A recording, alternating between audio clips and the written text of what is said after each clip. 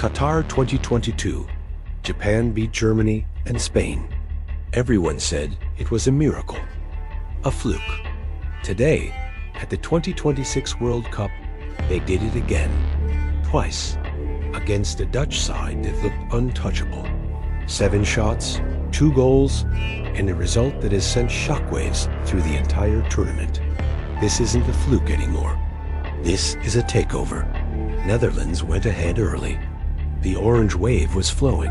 Gakpo, Simons, Memphis, they looked too strong. But every time the Dutch thought they had finished the game, the Blue Samurai found a way back. The final whistle blew at 2-2, but for the fans in the stadium, it felt like a Japanese victory. The tactical discipline, the fitness, and the sheer belief of this team is unlike anything we've seen in Asia before. Let's take a closer look at the key individuals who made this happen. Wataru Endo, the captain. His performance in the defensive pivot was a tactical masterclass. He recorded the highest number of successful tackles and interceptions in the match, effectively neutralizing Cody Gakpo's impact between the lines. Then there's Kaoru Mitoma. His ability to carry the ball from deep transitions forced the Dutch defense to sit back, creating space for Japan's midfielders. These players are no longer just representatives of Japanese football. They are world-class athletes performing at the peak of their powers on the biggest stage.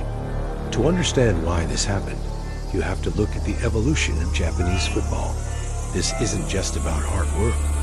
It's about a 100-year plan. Japan has been exporting talent to Europe's top 5 leagues at an unprecedented rate. Take Kubo at Real Sociedad, Mitoma at Brighton, Wataru Endo at Liverpool. They aren't just bench warmers anymore. They are the engine rooms of elite clubs. When they put on that blue jersey, they bring world-class experience to a system that prioritizes the collective over the individual. Take Kubo's creativity and Mitoma's explosive pace on the wings have transformed Japan into a side that can hold any elite defense in the world. Let's break down the tactics. How do you stop a Dutch team that thrives on possession? Moriyasu used a flexible 5-4-1 low block that transformed into a devastating 3-4-3 on the break. The key was the trap zone. Japan allowed the Dutch fullbacks to push high, then snapped into a press the moment the ball entered the middle third. Once they won the ball, it was 3 passes to the box. Efficiency, precision, clinical finishing. They didn't need 60% possession to dominate the game. They only needed the right moments.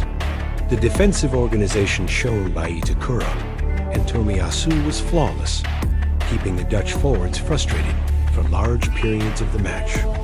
In Qatar, Japan was the underdog.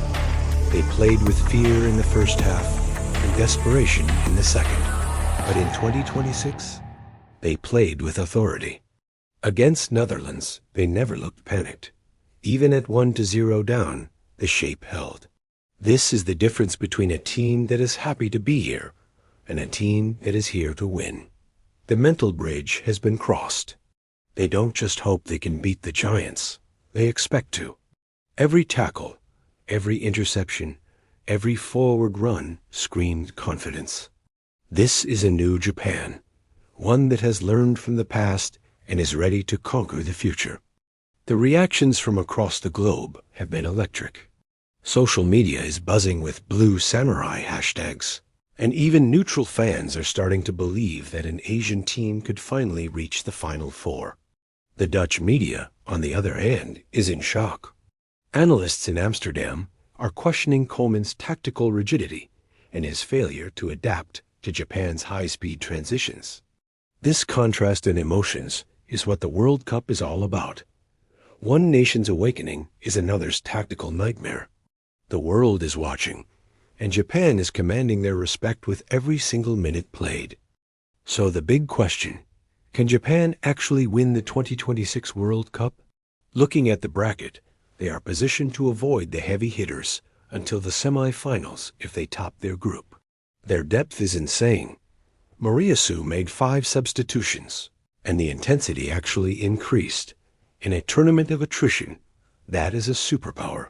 They have the system, they have the stars, and now they have the momentum. Japan's next match is in 4 days. I'll be here with a full breakdown the second it ends.